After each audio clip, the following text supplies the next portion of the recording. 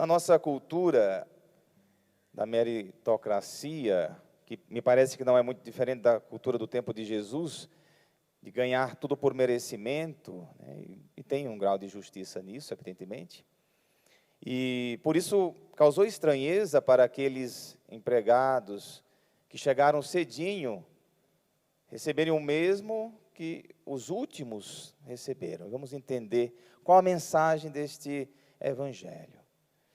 Pode nos surpreender, né, porque nós também temos essa cultura, né, de achar que quem faz menos ganha menos, quem faz mais ganha mais. Mas a lógica de Deus sempre nos surpreende, é um pouco diferente da lógica do mundo. E isso a gente precisa compreender, entender que há uma lógica, há uma pedagogia no amor de Deus diferenciada. E na primeira leitura tem um recado que pode nos ajudar a entender melhor ainda. Do profeta Isaías, capítulo 55, quando diz: meus pensamentos não são como os vossos pensamentos, e vossos caminhos não são como os meus caminhos, diz o Senhor. Estão meus caminhos tão acima dos vossos caminhos, e meus pensamentos acima dos vossos pensamentos. O que vem de Deus está muito, ainda é distante do que nos pertence o mundo dos mortais, mas nós queremos nos configurar com a pedagogia de Deus. Para entendermos esse evangelho, eu vou dar um pano de fundo para vocês, que colocando nesse contexto a gente entende ainda um pouco mais.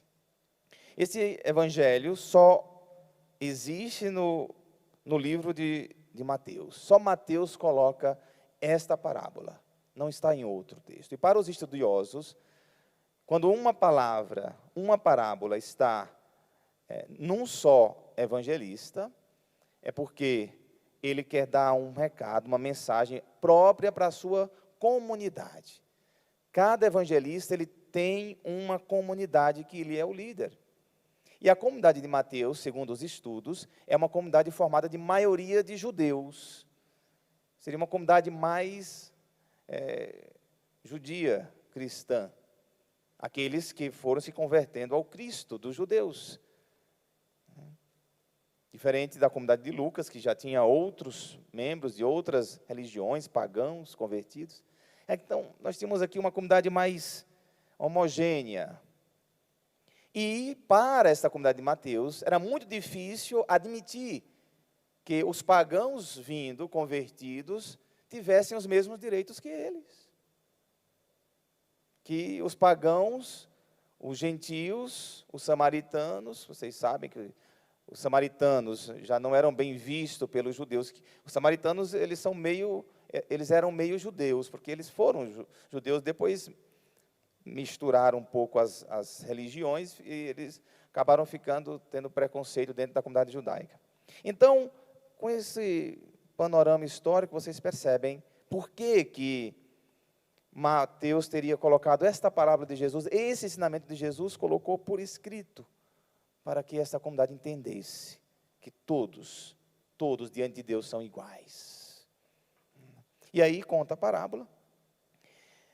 O patrão que sai de madrugada, né, para contratar trabalhadores para a sua vinha, e contrata os primeiros, que 6 horas da manhã ele contrata os primeiros.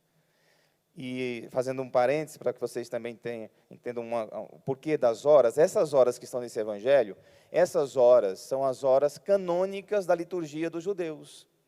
Os judeus, no tempo de Jesus, eles paravam para rezar nessas horas aqui, 6, 9, meio-dia, 15 horas e 5 da tarde.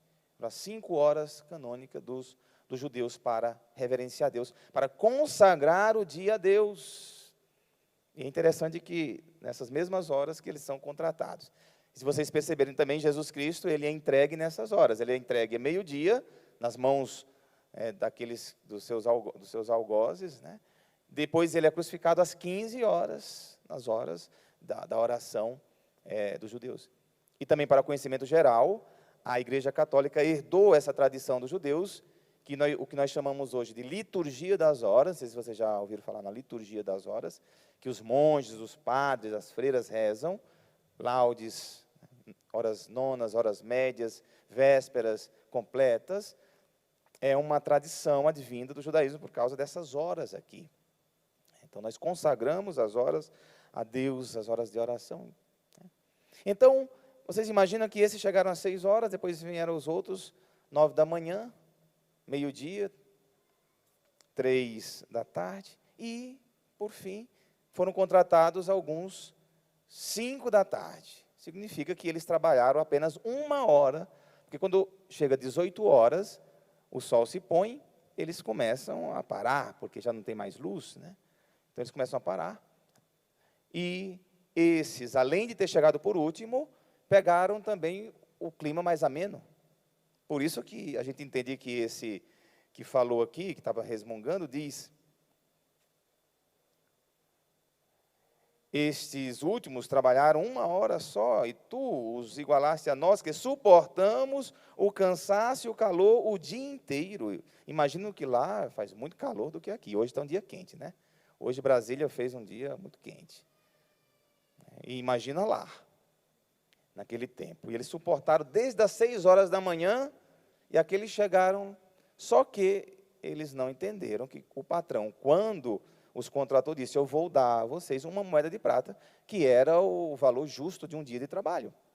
Vocês vão receber 1 moeda de prata. E assim com todos. E aqueles últimos, o patrão quis dar também 1 moeda de prata.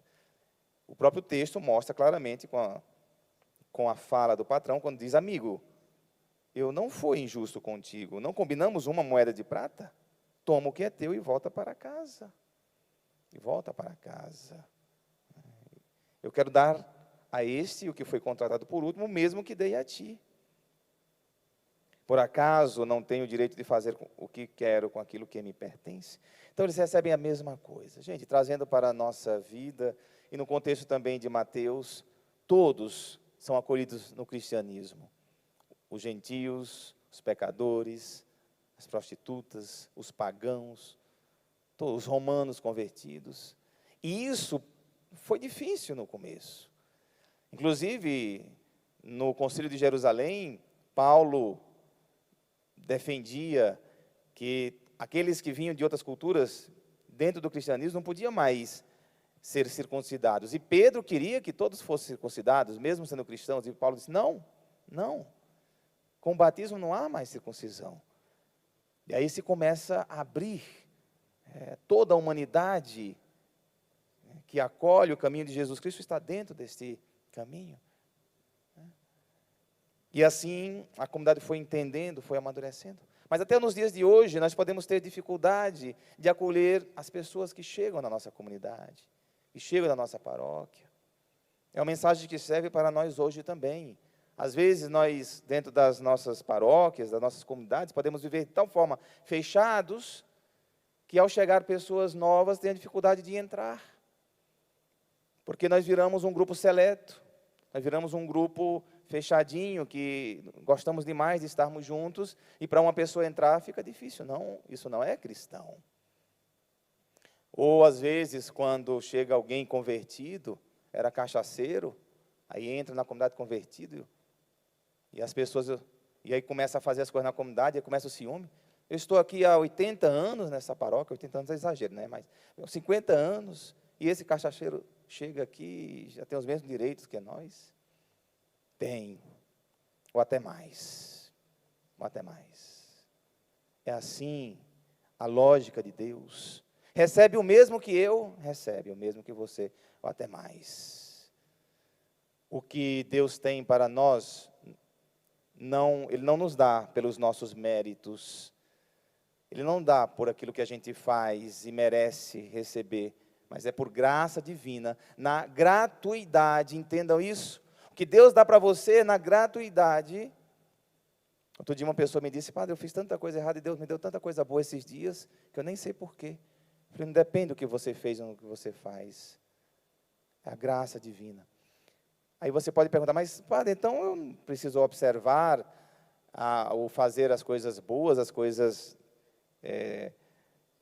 certas, claro que sim, que você deve fazer, porque é um bem para você, porque a lei do retorno ainda funciona. Se você planta coisas más, coisas não boas, você vai receber também isso, do próprio mundo. Vale a pena seguir os caminhos do Senhor, fazer a coisa certa sempre, isso sim, com certeza. Mas o que Deus tem para nós, né, é a sua graça divina, que é gratuita, que é para todos. Que é para todos. E que Deus, na sua infinita bondade, olha para a humanidade ferida e espera ansioso, claro, a conversão. E todos os dias devemos estar nos convertendo para Deus, voltando o nosso coração para Deus, voltando para Ele. E assim alcançaremos cada vez mais a sua proximidade. Estar próximo de Deus é um querer, é um buscar, é um estar perto. Diz uma história que eu sempre gosto de contar, de um padre velhinho. Esse padre velhinho, ele sempre pedia que as pessoas rezassem pela conversão dele. Ele dizia: rezem pela minha conversão, reze pela minha conversão. E um jovem um dia perguntou: mas padre, o senhor é padre, já um padre idoso, o senhor não está convertido não? Até hoje pede que a gente reze pela sua conversão? E aquele padre respondeu: meu filho, a conversão deve ser diária, de todos os dias. Converter-se é voltar o coração para Deus todos os dias. E eu quero isso para a minha vida, até o final da minha vida, estar nesse processo de conversão, de buscar o coração de Deus, de acolher as pessoas, e se converter é entrar nessa pedagogia de Deus, é tentar compreender a lógica de Deus, que é diferente da nossa lógica, que às vezes é da vingança, que às vezes é da exclusão, que às vezes é de excluir as pessoas. Em Deus nós temos acolhida, inclusão, amor, né? Olhar, sabe? Ele quer todos os filhos perto, todos os filhos dentro. Só aqueles realmente que não querem, que se afastam por uma opção, mas todos aqueles que vêm ao encontro serão sempre acolhidos. E a paróquia, a igreja, deve ser uma expressão dessa face amorosa de Deus. A nossa igreja tem que ser essa expressão, de olhar com amor para as pessoas, pecadores ou não pecadores, errantes ou não errantes. Todos aqui devem se sentir filhos amados de Deus, sentados aqui nesses bancos. Ninguém é inferior a ninguém. Ninguém deve se sentir de segunda categoria, porque às vezes quando a gente peca, vacila, erra, ou tem um passado aí meio não muito bom, a gente acha que é alguém de segunda categoria diante de Deus. Não pensem assim. Jamais pensem assim. Diante de Deus, diante do seu arrependimento, da sua busca, você é uma pessoa plena, plena. Padre, mas eu fiz coisas tão feias. Uma pessoa plena, inteira diante de Deus. É assim. Louvado seja nosso Senhor Jesus Cristo.